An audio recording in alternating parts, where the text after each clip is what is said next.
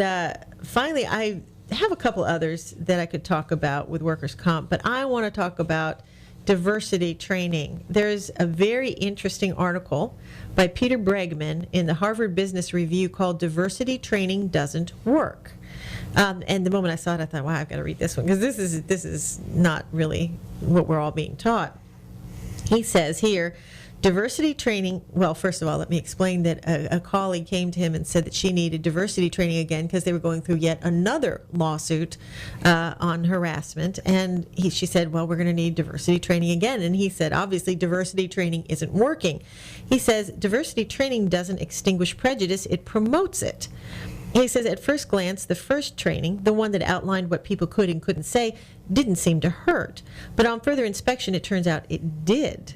The scenarios quickly became the butt of participant jokes. And while the information was sound, it gave people a false sense of confidence since it couldn't possibly cover every single situation. In other words, they thought, well, we're told to avoid A, B, C, and D, so we'll just do E instead.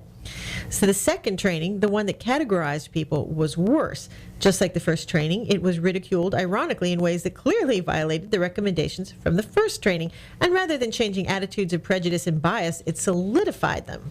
So he goes on and says that this was not the exception. This is the norm in the real world. He said, this is the way it is. He said a study of 829 companies over 31 years showed that diversity training had no positive effects in the average workplace. Millions of dollars a year were spent on the training, resulting in, well, nothing. Attitudes and the diversity of the organizations remained the same. So in firms where training is mandatory or emphasizes the threat of lawsuits, training actually has negative effects on management diversity. So he says really what it comes down to is they need to learn to communicate. He said the essential problem of prejudice is that people aren't prejudiced against real people. They're prejudiced against categories. Sure, John is gay or black or whatever they'll say, but he's not like other gays or blacks.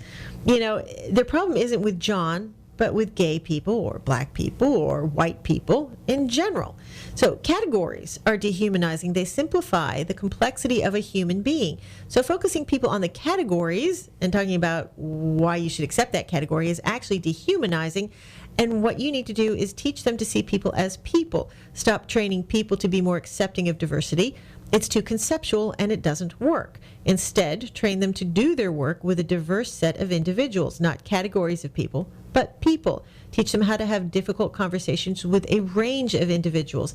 Teach them how to manage the variety of employees who report to them, and teach them how to develop the skills of their various employees. And that is what you need to do. So what he ended up doing is suggesting communication training, and that solved the problem. The company has not had a lawsuit in 10 years.